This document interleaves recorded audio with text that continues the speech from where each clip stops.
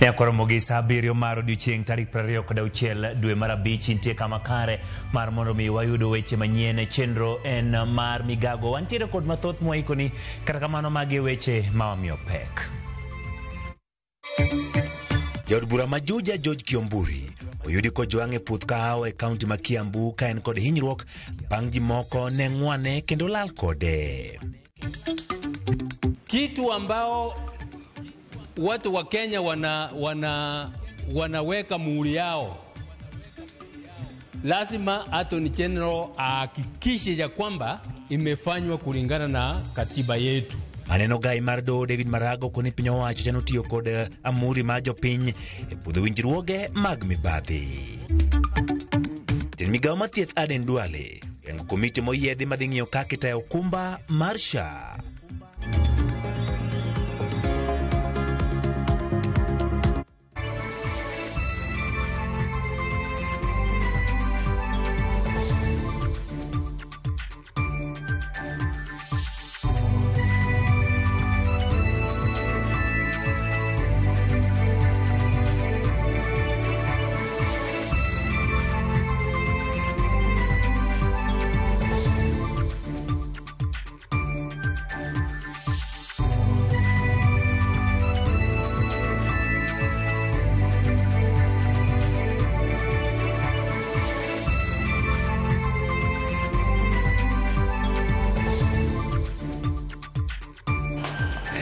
Yakoromogi kamano kuom keto bro bedo ka watudre na yo matudok mar 3-6-0-0 bende inyayudo achiel kachiel kokalo YouTube, Facebook kaachiel kod X mar Ramogi TV wagombaka kendo nyisa ni inena ka intiere kanye kimia duoke weche manyien mopogore pogre ma wabro bedo ka wakelo ni gi elak seche go bedo kwa chako gi report ma bende owuok kar chung'od bura ma Juja ma bende ochoponwa gi lak sechegi en ni Nyakorom Gajwang' jaod bura ma Juja George Kiomburi oyudi ka ojwang' e puoth kahawa e kaunti ma Kiambu ka en kod hinyruok bang' ji moko nyong'wane kendo lal kode. Jaod burano kod jopiny osebedo ka ywak mondo miyangnegi kuma ne jaod burano odhiye to kane olal chiegni tich abich juma ma okadho. Gikone to jaod burano ma Juja George Kiomburi noyudi kojwang' e puoth kahawa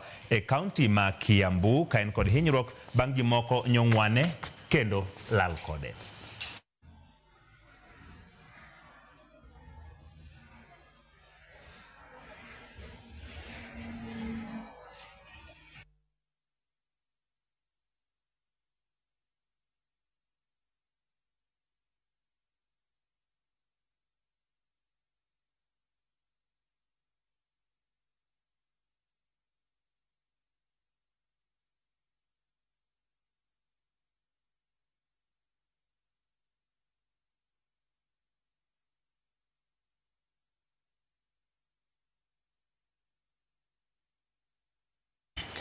Kawergi mago matimre kar chung'od bura ma Juja en jatend migawo ma thieth Aden Duale oketayanga komiti mabiro rango chudo mag omenda mag SHA kaachiel kod midhiero ma ikelo kod nengo mar thieth ute thieth mag piny owacho kod mag ji giwegi. Komiti motele kod Ngire Walter Jaoko kaka jakom ochako tich ayanga odiochieng' ma kawuono bang' go gi chapa dwe achiel mokalo.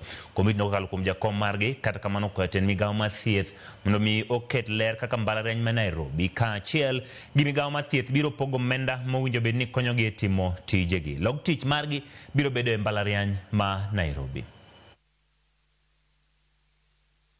This panel is tasked with a very critical role from where I sit.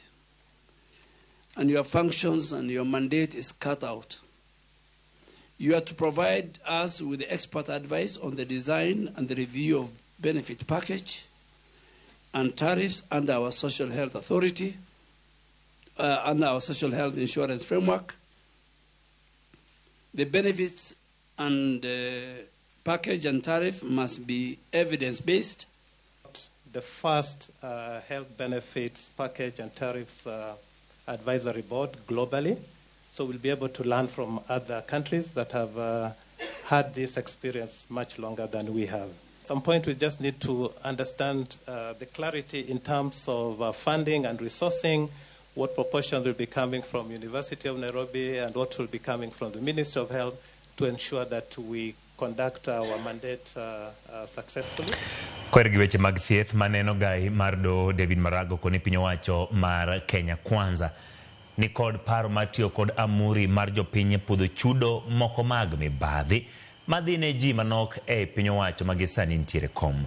Koloso county Makwale, Maraga okoni golo amuri lwet Attorney General nyiso ni piny owacho ntiere kod paro moro piny mar podho winjruoge mabro nyao mibadhi ma ok ginywando Attorney General man kod ting' mar nono ka bende winjruoge ma piny owacho donje oluwore kod chik. Okonyo oganda jo Kenya mondo bi oyier jotelo ma joratiro kendo manyalo rito mwandu mag jopiny kaluwore kod dwaro mar chik.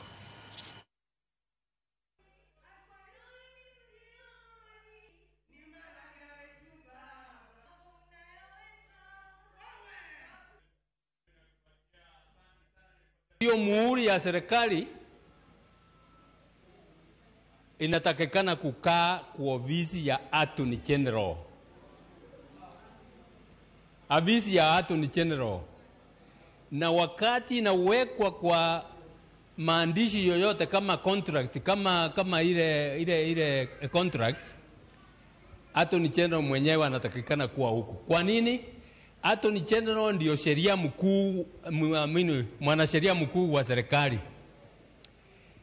Anatakikana kuwa huko kwa sababu kitu ambao watu wa Kenya wanaweka muhuri yao, lazima Attorney General ahakikishe ya kwamba hiyo kitu imefanywa kulingana na katiba yetu. We have about 815 days to go to the next presidential election. We must take a decision as the people of Kenya that the people we elect into office as the next president must be that one who respects the rule of law, who respects the Constitution of Kenya. Kwa safari hii hebu tukaeni chini tutafakari, kwa sababu si kwa ajili yetu sisi, kwa ajili ya kile kizazi chetu kilichoko huku nyuma. Tukiangalia nyuma bado tuna wajukuu, tuna watoto na bado nao pia kuna kilio. Tuwasaidie kuchagua uongozi bora. Ka wadhi gwenge mag Mombasa ni duond bura mar UDA ma bade ma Mombasa okwedo mane jalup jatend piny Rigathi Gachagua kuom goyo siasa manya kwede kind dhoudi kendo kelo pogruok kind oganda. Ka giwuoyo bambori kar chung bura ma Kisauni romo mar keto ikruok ne yiero mag UDA gwenge makono. Jotelo kone jatend piny William Ruto mondo wuogoko kendo oket mise mag neno josiasa manya pogruok kind jo Kenya. Okoyene gidhi nyime pacho ka. Gikwedo mager dhok manyo Gachagua ni gidhi kumo jothum mawuok God Kenya manjo limo jalup jatend piny Kithure Kindiki. Aliyekuwa naibu wa rais, yeye amejaribu sana, anajaribu kudivide nchi. Sioni kama rais wetu akisimama vizuri kidete vile amesimama. Rais wetu William Samoei Ruto asimame kidete, asimame vizuri. Gachagua hizi divide nchi. Tumtarajia pia azuru hapa Bamburi kama anavyoenda kule kwingine, afanye yale naibu wa rais anayoyafanya, aliyosema juzi kwamba atahakikisha kina mama amefanya nini. Hatuoni kuwa ni mgawanyiko, bali ni ule ushindani wa kila mmoja kuwa anataka nafasi ile ya mbele ili kuweza kuwa tupeleke zile agenda ama tupeleke yale matakwa yetu ama tupeleke yale matatizo yetu ambayo yako huku mashinani yaweze kufikia katika ngazi ya juu. Kawuok Mombasa wabiro Ukambani kama jod bura mag duond bura mar Wiper wuokoko. Maralel gimomiyo ne ok giyore romo mane oketi kod mane en jatend piny William Ruto bedo gi jotelo mawuok Ukambani. Jotelo go mawuok kar chung bura ma Mwingi West kod Mwingi North ne olero ni gwelo makamano ne ok oluwo ratiro mowinjore wera ne giyudo wach kowuok kuom jod bura. Gilero ni ok ochuno nyaka gichop kar jot ma jatend piny eka mondo mi giyud dongruok ne oganda. Tukapeana ma problems zetu. Akarudi akakuja Mwingi North, tukaitisha mabarabara na tukapeana vitu nyingi na tukaambiwa zitafanyika. Hazikufanyika, kwa hivyo tunangojea wale ambao walienda, na nikiheshimu mheshimiwa Musila sana, is our senior in many ways. Wale walienda na tukaahidiwa vitu, zikikuja zinakuja Ukambani. Sisi hatukatai, lakini pia kuna ule msimamo wa chama chetu na hatuwezi kiuka msimamo wa chama. na kama chama imesema hivi lazima tufuate. Maneno ya ile maendeleo itakuja, hatukatai ikuje, lakini si lazima tuende tukapige magoti kwa State House, kwa sababu hata si wabunge ndio tunatengeneza budget. Kama pesa hakuna kwa budget, hata tukienda kunil pale State House itakuwa ni kazi bure. Tunapotafuta maendeleo, sisi kama wabunge tunatekeleza bajeti kwa bunge. Kwa hivyo hakuna haja sana ya kwenda State House. Miradi yote inapitia bunge, maanake hapo ndio tunatekeleza bajeti ambayo inafuatwa na kila mbunge. Kwa hivyo kwa sasa kwenda kwa State House ilikuwa tu sherehe. Kaudhi nyime ni Governor ma Trans Nzoia George Natembeya ne obago rombe maglaru kod oganda imbo mar Kenya kocha kod Vihiga nyako chop Kitale mantiere Trans Nzoia. Natembeya di chopo kuro ndalo manok bang yande make kudubila e weche mag mibadhi. Ote Natembeya mar medo keto piny owacho tesre. Jotelo mawuok kuro kotelne kod jaod bura ma Saboti Caleb Amiso jiwo jotelo mondo chung' motegno erito mwandu madongo mayudore imbo mag Kenya kaka kembe, sukari kind mamoko. Kweth mote Natembeya geno ni dhi golo twakro maduong' midhi bagi boma Kitale.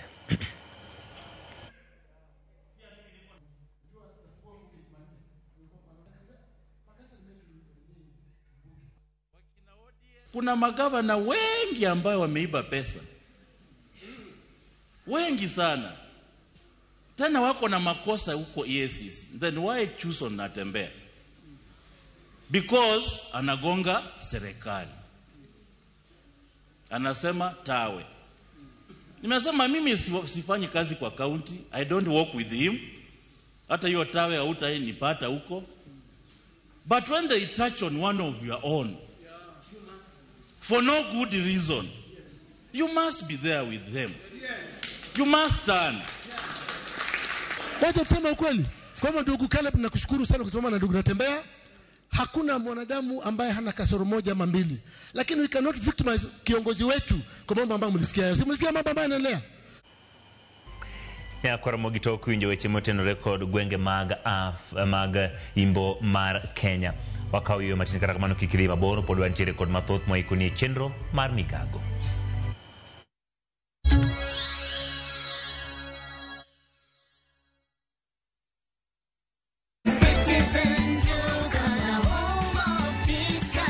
Mwezi kwa kona, budget iko tight, but Citizen Duka says relax. So get home baking flour 2 kg at 137 from 145 shillings.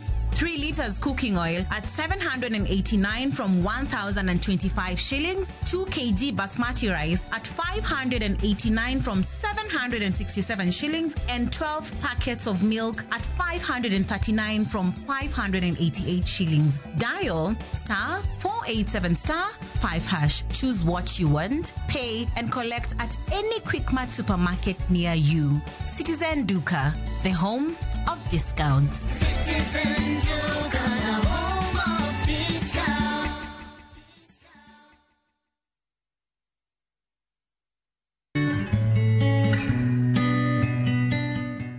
Ngima jalokre kuomo waduto e kinde mopogore opogore. En gima kare bedo ng'ama okare seche duto. Puonjri fwenyo ranyisi go kendo ng'e kinde monego yudie kony mondo inyagri kodgi. Wanyiso ni wadeo.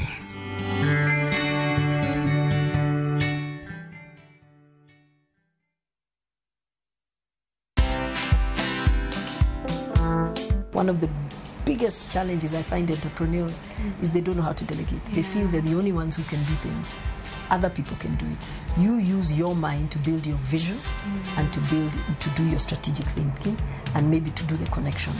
But the team can do it. Imagine they can. There's been a study done that women tend to fear taking loans. A loan, if it is taken for the right thing, is okay.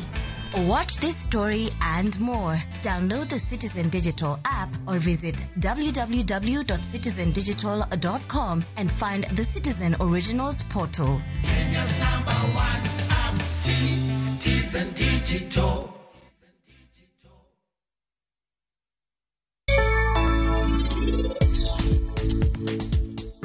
Anagombo niti dongeo ni anatima Rus gi Rajiv. Okotang. Rita ndala dek to doneno kati marus. Nin kare. Hinyo. En hawi marach. Atimo mos.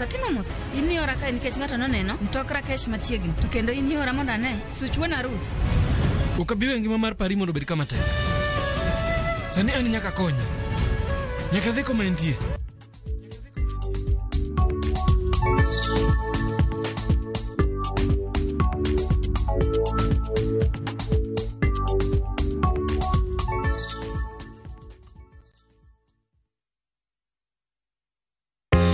Jothurwa, be usebedo gi gombo mar ng'eyo kaka cham wuok e kodhi nyaka chop kaka chiemo e mesa?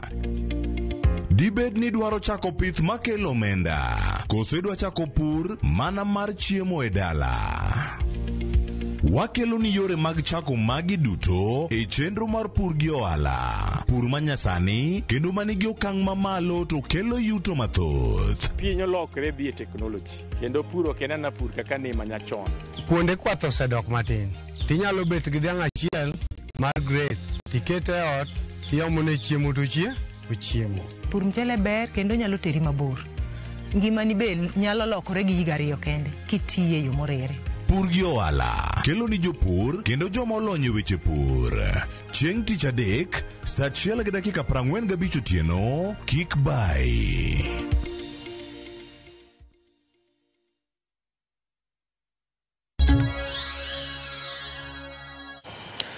Erokamano kuom medo kete Ramogi TV chenro en mar migago wadhi weche mag omenda. Komiti ma ochung'ne weche mag omenda e od bura mamalo dhi nyime kod kawo pach jopiny ewi paro mar chik mar higa mag 2025 mano Finance Bill 2026. Chenro itayo kaluwore kod dwaro mar chik en okang' mar neno ni pach jopiny onywandi kendo ng'ur ok obedo kaka notimore higa mag 2024. Winjani kaka chenro no dhi nyime achiel kachiel kod mago magitwakie. It hasn't yet been done, and so as we speak, individuals continue to be taxed up to 35%, as companies continue to enjoy 30% when it comes to the corporate income tax. When we just do a comparison to other countries, a good example is Ghana. So for Ghana, if you are earning 255,000 Kenya shillings and above, is when you actually get to be taxed at the 30% tax band. When we look at South Africa, the amount is approximately 237,000. So when you compare it to us here in Kenya, where with the moment you reach 32,000, then you are subjected to tax at 30%. That one is a bit narrow, and especially given that when we look at the income levels for a majority of the Kenyan population, I think when you see some of the articles, majority are below 100,000. So most of us are being subjected to tax at 30%, which of course shrinks our net pay, and so of course affects the spending power. Then I'll move to the next item, that is to do with pension contributions. So we are just proposing an increase. So first of all, we laud the government for its effort in finally looking at this area of the deductible pension contribution amounts. I think since 2006 thereabout, the amount has been at 20,000, which translates to 240,000 as the amount deductible against income for individuals. We see in the Tax Laws Amendment Act, which was passed in December, the amount having been increased to 360,000, that is 30,000 per month. Now, we still feel that there is room for the amount to actually be pushed further up to 480,000. And this is because we want and we believe it aligns to the government's agenda, just to ensure that the senior citizens, that is once your energy levels have gone down and your earning power earning power as well has gone down, then you have something substantial to actually sustain you during that period of retirement. And also, of course, just to incentivize the current generation, the so-called the Gen Zs, who are, I think, if you've interacted with them, some of them are not really keen on savings. So we feel like this would just improve to incentivize the current generation, but also to reduce the burden of the government when it comes to paying out pension to the senior citizens. Then the last item, this is to do with the affordable housing levy. So here we are actually giving two proposals. So of course currently the levy is at 1.5% of the gross income. So the first proposal is reduce it to 0.5% of the gross income earned, or the alternative is to have a capping. Nyakwaro mogimano chendo madhi nyime kama oganda golo pachgi e weche motenore kod pacha iwacho ni chik mar omenda mar higa mag 2024 en mano ma bende gigoye mbaka giporo iye kendo giyango mondo gichop kare dwaro mar chik mar ni pach jopiny onego kaw kapo ogol paro mora mora mar omenda ma bendi biro tigodo e higa mag 2025-2026. Ka dhi nyime chenro mag somo koro dok e wang'e skunde mane olore gwenge mag Kerio Valley bang' monj mane otimore juma mokalo ma padri ma jokopere ne onegi kendo kaichielo gi magina. Kalure kod County Commissioner Elgeyo Marakwet John Korir, chik mane ogol gi tendo obila matero apisas mag obila e skunde kod kuonde thieth e gwenge oseketi e tim. Kolero ni skunde adek kende mapod olore e gwenge Matot, Marakwet East, gichiwo singo ne jopiny e gwenge mag Kerio Valley ni apisas mamoko mag obila oseor kendo arita oseridi. Gwenge mag Kerio Valley nigi skunde sekondar maromo 16 gi mag primary maromo 56. What we have done as a department, we have deployed security officers in all schools within Kerio Valley. So there should not be any fear at all. These security officers will be in these schools for the period we deem it is unsafe for learners and teachers.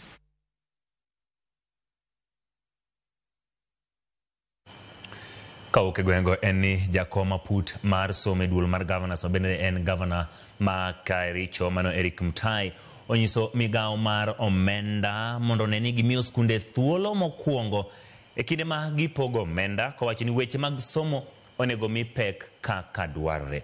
Kaolose nyasi e skund sekondar manyiri ma Kipsigis kamano yore gi jatend jotij piny owacho Felix Koskei. Gavana wacho ni chiwo omenda e wang'sa biro jiwo weche mag somo e skunde mopogore opogore kendo neno ni chenro mag skunde ringo maonge ng'ikruok. Principals will serve a lot if capitation don't get to schools on time. They have a huge number of BOM teachers they need to pay.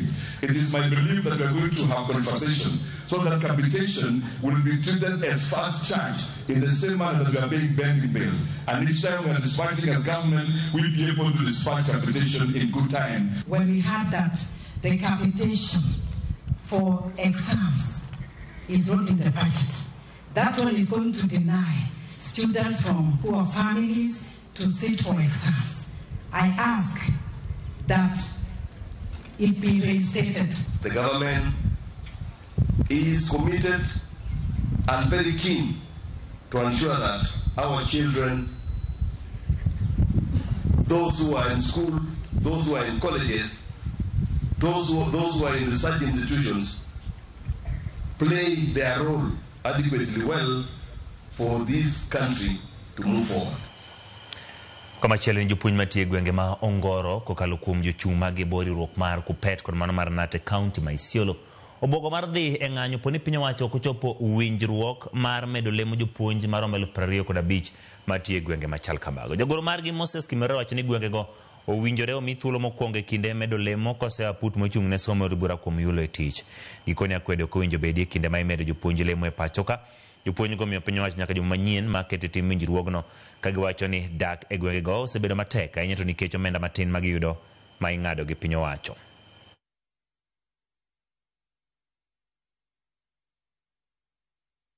The number given by TSC, each county apate number yake, share yake, fair share. So inakama we are still marginalized. If tukinyang'anya promotion, tumebaki still marginalized. Unajua MPs have controlled the employment. Now they wanted to also control the promotions. We will not allow this, and we will not advocate for this. Whichever the means sisi kama union tutakata, we will tutaita walimu wetu na tuambie sasa hakuna kwenda class mpaka these teachers wakuwe promoted. Naomba kukasifu Parliamentary Commission kwa sababu ya kujaribu kufuta promotions zetu ambazo TSC imetupatia within due process. Naomba pia kuuliza maswali yafuatayo. Jambo la kwanza, walimu ambao wamepromotiwa, wengine wako na miaka 50 na wengine wanaenda kuretire by June. Ikiwa hii Parliamentary Commission itafutilia promotion zao, wanataka hawa walimu waende nyumbani bila promotion ama nini? Familia apar kod aboro kuma moko mia achiel mayudo midhiero kaluwore kod oula mane omuoch Maimawi e kaunti ma Nakuru. Gikone to yudo kony kuom jo-Samaria mang'uon kata jogo mane ochiwore giwegi. Thoth familia go ne yudo lal mag mwandu mag utegi. Bende oula ne oketho moko kuom mwandu mane gin godo. Riwruok mar Rotary kod mano mar Scan Foundation ochuno jogo kuonde dak chenro mokawo omenda mano shillings milion 7.9. Jadwar mana Basha Jen Kiara kata kamano koni kata tok sir ma kamano yudore. Piny owacho pod dhi nyiewo negi lope kendo gero ne jok mane oula okelo negi lal. Jodak bende onyiso ichwang' margi kaluwore kod kaka piny owacho osewuondogi kendo miyo gi singo ma ok chop kare.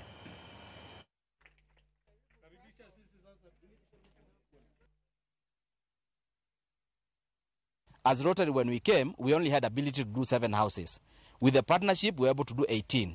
So as we get resources, we will be happy to support more families. But at the moment, what we are able to do was the 18 families, and we picked on the most affected, the hardly hit. We were very happy to have Joab, your representative, with standing by our side and saying, let's do it together.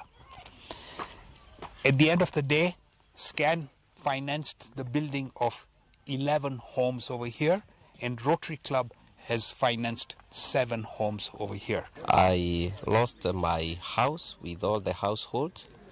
I also lost my land. As you can see, the land was destroyed beyond reclamation. But even more painful, I lost my 2 sons. And I also sustained serious injuries. Wadhi Tanzania kama jorbure piny malibamba ma Tanzania odok ne jatend pinyno Samia Suluhu kod chung' mare motegno mosebedo godo kotenore gi tamo jokendo ratich oganda donjo e pinyno. Joburego kwedo mano ma giwacho ni tim marach ma oganda jo Kenya nitiere go. Masani gidwaro ting'o kendo tero e piny ma Tanzania. Gino ma giwacho ni ok gibiyiego kata matin. Niwaombe wanasiasa wenzangu tusiingie disiko la Kimasai ambalo hatujui kulicheza.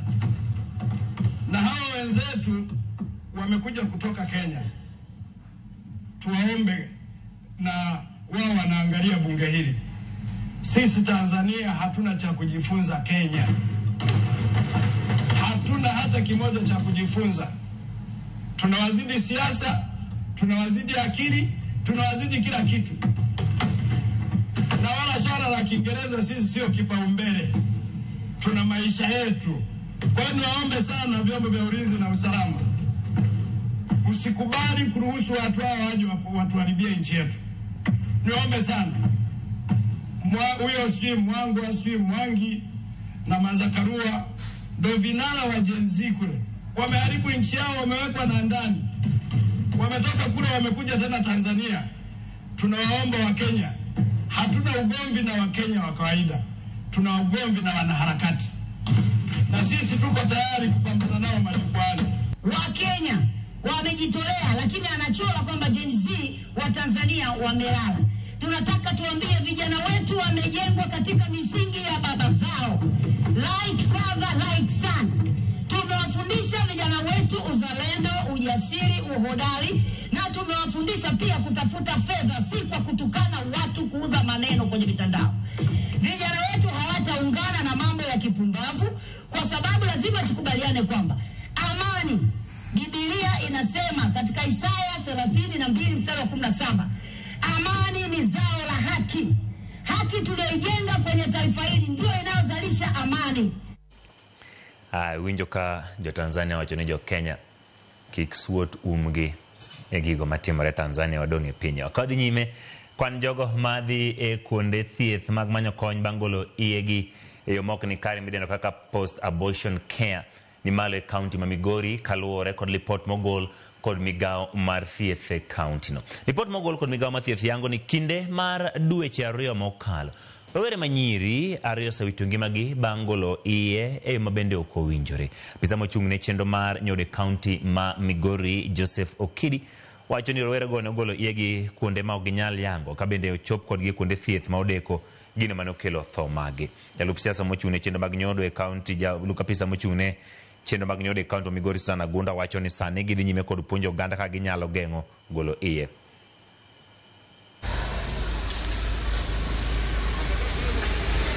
A lot of education, but the data that we have, we still have so many cases coming to have facility for post-abortion care services, secure and safe abortion care. And if your man not qualified to provide PAC services, then they secure and safe abortion.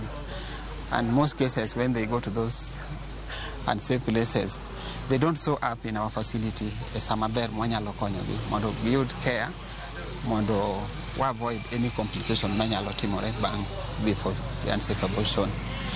Kora nyalo wacho ni there are isolated cases mwasabedo godo in the county for the last 2 months. Allow me say that we have lost 2 mothers, Manode for unsafe abortion, to unknown facilities, and then they came up to our facilities very late. As long as we say ni as a county one facility readiness, nemenemo biro ge post-abortion complication wa manage. So we really continue with the community sensitization. It's a very amata maji mang'eny okdwa kata no wachi. Ok gidwa kata ni wachi kata ka ponigi moro notimore marach inside the family, number one, and then now outside the community, the new perception nyar ng'ane otimo abortion kata ng'ane no otimo abortion ok kudwa wacho but ng'ato hinyore. Ne koromogi paro mar chik koro ni e od bura mar gayo kaka itiyo gi mbui. Paro ma bende ochwal gi jaod bura ma Aldai Merian Kitany. Poni okadh parono ma chik onyalo miyo jo Kenya ondikre kendo yud namba moyiedhi e tiyo gi mbui kod tiyo gi opande e yor donjo e mbui. Cleophas Oluoch nobedo gi jalony e weche mag mbui kendo koro tiend paro ma chikno.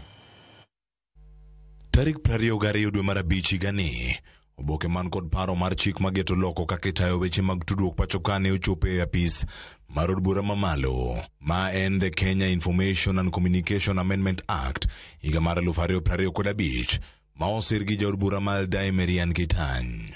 Paro mar chikno geto gayo nyithindo kuom rango kata tiyo gi mbui maricho e kinde magitiyo kod mbui. Wayudo thuolo mar twak kod jalony e weche mag mbui kod tudruok ma bende en jatatije ka Konza Technopolis Development Authority, John Paul Okwiri, ka okolonwa maling'ling e wi parono mar chik. Koro gidwaro ni jo internet bende otim billing kaka Kenya Power timo. Mana achiel. Mar ariyo odwaro ni mondo mi kitimo billing to nyaka bedi joma tiyo kod lwasi oket wach mar unique identifier. Ngeche ni nyaka koro jibed gi ID moro ma seche midwa tiyo gi lwasi kata midwa timo services to emitiyogo kaka watimo kod gi sani. Kendo kaka customers, seche ma customers tiyo gi internet ni inyalo bedo ni kaka gitiyogo no inyalo timne analysis. To bende en adier ni paro mar chik ni ka okal, giod bura onyalo rocho kaka irito nonro mag jo Kenya matiyo gi mbui. Oganda moko osebedo gi to ni dibed ni nitiere nonro ma jopiny ma inyalo rochi kaluwore kod mbekni mag tayo chikegi. Koro ma chik ma osebedo ka tayowa kaka jo Kenya e weche mag data privacy. Ma koro ng'ato ok nyal ketho nonro ni ka ok imiye thuolo. To ng'ato bende ok nyal biro manyo nonro ni ka onge chik moluwo. Koro yudo ka kata koro chik midwa kelni dhi kelo gimoro ni ID, to iyudo ka gini en gima osebedo nikech serikal duong', to serikal ka duong' magi information kata nonro ma serikal ong'eyo. Jo Kenya ma osendiko laindegi mag simu kod mago manyien ka okadh chikno to biro dwarore mondo miyo ndikgi manyien ka gitiyo gi opande magi koka giyud thuolo mar tiyo gi mbui kaka mago mag WhatsApp, Facebook, Instagram, LinkedIn kind mamoko. En gima ber mondo mi wabed gi social media. Gima nyalo wacho ni mondo koro as much as we access social media to nyaka koro waket chenro mondo mi koro nyithindwa kik yud wrong information. Mondo ket chikni tim, biro dwarore mondo jo Kenya mamoko matiyo gi SIM card kata cards mag simu ondikre malong'o. Bende dhi dwarore mondo ji matiyo kod apps kata mbui oketi gi makare. Mae ok chop kare nikech oganda moko masiko riambo ikgi kata matiyo gi nying magalagala mbui. Onego range nade kodoko kor karito chike ma oketi. Iyudo ka koro chik abila ni bro streamline ng'ama nyalo kelo gik mabeyo nikech wan gik mabeyo madwaro. Koro iyudo ka chik ni bende kete to koro dhi golo iluongo ni fake news and fake accounts and fake people. Paroni mar chik koro nitiere od bura. Imiyo jopiny thuolo mar mondo mi ogol pachgi ewi kaka inyalo bere. Chikni bende ka opuodhi biro keto Kenya kaka achiel kuom pinje ma orido chike kaka itiyo kod mbui mag oganda kata social media kind jopiny. Kaluwore ni onge okenge matayo chenro ni makare piny mangima, pinje mamoko koro oseketo okenge mag neno ni chenro ma iloso to iketo e mbui luwo higni mag jogo matiyo kodgi. Cleophas Oluoch, Ramogi TV. Akora mogi kapontere weche mag report moyede. Telo mar ariyo mar sigana mamenyo midekre mar ringa mar remo mano sickle cell anemia. Jawa mar Simfros Okinda medo rango matut ewi thieth mar tuono mosekelo midhiero ne nyuola mathoth. Wakelo ni sigana mar nyathi ma jahigni 6 ma onyuol kod tuo mar ringa mar remo mano sickle cell to kod okenge ma osekalo gi tuono.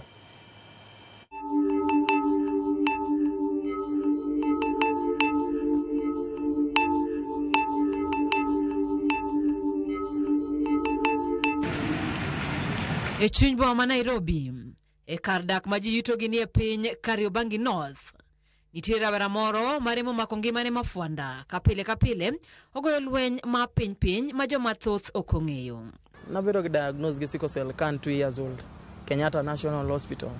Kanyo ema nabedo diagnose. Nitie daktari moro mane luwo wachna, en professor, en modil no deal gi wachna ko nyiso mama wa kaka antie, kaka tuo ni nyabet kaka inyatime. Elvis Ochieng en jahigni 20 mosethuthni kod tuo ringa mar remo chakre tinne. Chieng' mana romo higni 10 kanyo ema nang'eyo koro kaka anya deal gi situation mar sickle cell. Kanyo ema na understand condition man go to kaka gik mo anega tim monda konyra. Ojane nochako dago ngimane owuon kapod okidoro gi kony ma kinde ka kinde kowuok kuom min mare mana ni kod dich mathoth. Adhi e Kenyatta kanyo ne ging'eya, koro adhi kanyo ta amiyo gi kad na, mama ok ne tera clinic, adhi akenda. Amiyo gi kad na, aneno daktari ng'iyo situation na karach to nyisa ni adhi e ward kok rach to gi manage mana kanyo gi miya yedhe ta dok ot. Tuoni nomono Elvis dago ngima kaka nyithindo mamoko, gima nomiyo dak kokuyo sate. Ok narwaka ga gine short to ji te rwako short. Kasto mama wa ne rwako ga nyaka, ne miya ga nyaka samoro stocking arwako kata sweater mang'eny arwako nikech koyo. Koro gik man ng'enyo ok onega tim, ok onega atigi teko mang'eny. Ini beta ot, ionge osiepe nitie, lakini koro osiepe bende ok nya beta kodi, ni koro gidwa wuoyo mana kodi, gin be gidwa timo gik moko, to koro in kitemo kata dhi kodgi iluore ang'o manya timori ni kin kucho. Rem mar ringa mar remo noloko rawera ni misumba ne okinyi godhiambo kiyude kod tuoche mopogore. Samoro red blood cells go odhi omakore kanyo e mshipa, koro ka gisemakore to koro kanyo oxygen ok donje e gine e dendi, koro lit chako gi kanyo. Kasto iluongo nango. Yani gimoro amora mano enega tim kaka gine chiemo, modho pi, wuotho, kan secondary nan gi stages moko nyaka pre-prism, nitie nyaka Galstone, na yudo nyaka Galstone. Mago stages mana luwo nikech koro kaka rem ne medre e kaka Elvis ni medo yedhe matekre gini malo. Negi launch na gima yadh moro miluongo ni DF118. DF118 an kaka nawinjo dakteche moko wacho ni DF118 mana gitiyoga mana gi jo surgery, jomo wuok e theater, koso jok mo otur gi ne malit go. Teko ne ng'eny DF118, lakini koro ne gimiya nikech pre-prism. Mano wa koro gimiya pain killers mang'eny, wachopo nyaka e tramadol. Tramadol koro mano group of opioids matek kendo, lakini en weak.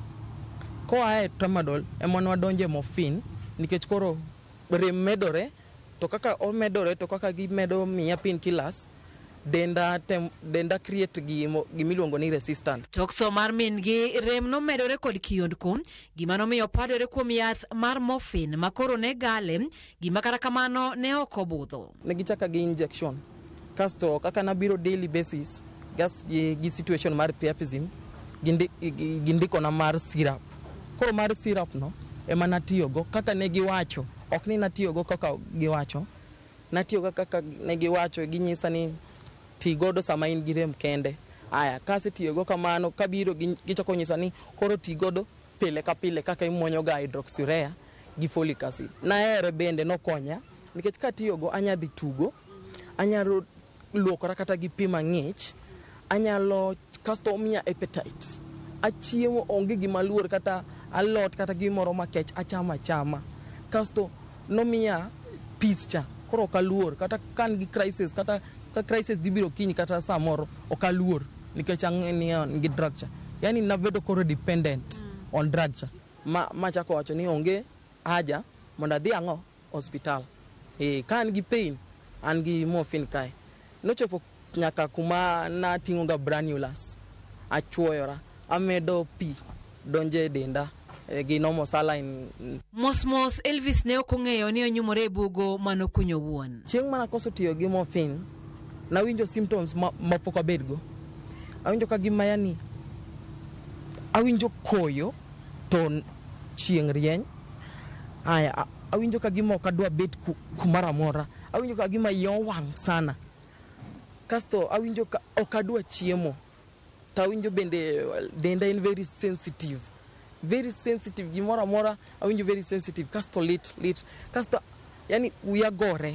Ineno. Kasto atieko ndalo ariyo, dhi ndalo adek koka tiyogo, achako gine achako dhi e cho ka ok manormal kaka dhi. Yani nikaanza kuharisha. Gie thuolo ne, Elvis dende oseng'iye yedhe duto mag rem mateko gini malo, kendo dong' mana tiyo kod yath mar methadone. Ok nyami yadhno mondo ibigo deot. Ipimo ni kanyo, to kanyo emi madhe. Ka daktari ng'iye dirisha.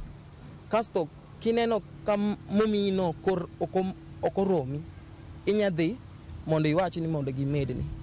Kas gidhi medo, kasto gipenji ni winjo nade. Kiwacho ni in sawa, to imadho. To kiwacho ni mondo giduok ni piny, giduoko ni. Yani koro gimonitor maber.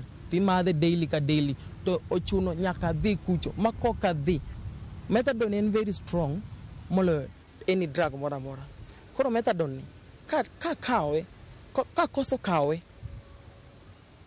withdrawals mar rach molo kata withdrawals mar gine sickle cell, mar gine morphine. Gie sani Elvis odak matek kaluwore ni kopogore kod rem mar ringa mar remo, kata tich madokonyre go onge kaluwore kod akweda ma tuo ringa mar remo birogo. Kata obedo ni osewinjo wache mar BMT, pod en kod luoro moro. Kia ka onya change, yani pod aluor, nyaka sik gine iluongo na consultation. Monane ka en gima nya konya. En gima nya konya sana koso gima nya tieka. Ne wadoro ng'eyo kuom jolony ponono ni Elvis en achiel kuom jotuo ma inyalo mi thieth mar ondhudho. Ranyisi mag jatuo monego oyud thieth mar ondhudho en jatuo ma fuoni mag dende osegatho kata nitiere ranyisi ni nyalo tho. Jatuo mayudo rem ma asasa manyalo miyo oninde od thieth nyading'wen kata dibich e higa. Jatuo ma yedhe mag gayo tuoni ok ti kuome e yo makare. Jatuo masiko bedo kod rem mamiyo duong'ne nyalo chung' kuom seche kata mahaw aboro ma ok podhi. Jatuo mabedo kod tuo kor manuore. We would recommend a transplant only mar ng'eyo jatuo ma owinjre yud thieth mar ondhudho. Wapimo jatuo ka jatuo mar ng'iyo ka bende en kare yudo thieth makama. Sani wan kod thieth mar ondhudho ma ok ochuno mondo waneg nyinyo duto mag del kata cells ka watiyo kod kit thieth mar chemotherapy. Medical status. Elvis en achiel kuom jotuo mag sickle cell makale chiedh nadi mathoth e ngimagi. Geno mare en ye thuolo machiegni mabiro thieth mar sickle cell biro yudore mayot ne jotuo duto e pacho ka. Simfros Okinda, Ramogi TV, Kariobangi.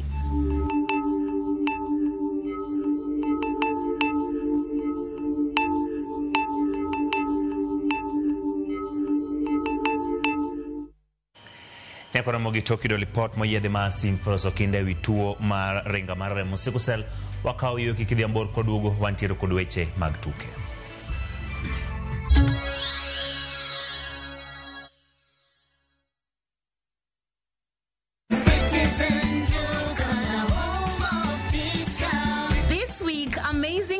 Await at Mama Soko with Citizen Duka. Get skuma at 29 from 35 shillings, watermelon at 75 from 85 shillings, and long bananas at only 79 per kg from 89 shillings. It's simple. Dial *487*5#. Select the product you want, make your payment, and pick up your basket at any Quickmart supermarket near you. Fresh and affordable. Citizen Duka, the home of discounts. Citizen Duka, the home of discounts.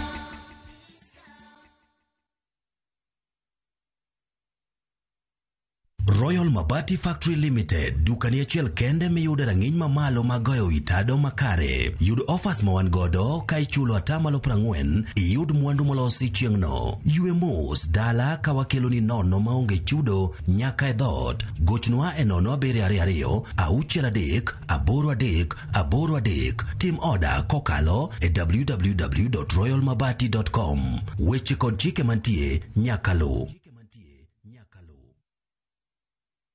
Your love story awaits this Valentine's Navu Travel. Join our exclusive couples Cape Town trip from February 13th to 17th, 2025. Delight in Valentine's picnic, dinner at Land and Sea, a winelands tour, a full-day city tour, a peninsula tour, a cable car ride up Table Mountain, and exploring Bo Cap. All this in a 5-day adventure starting from $1,545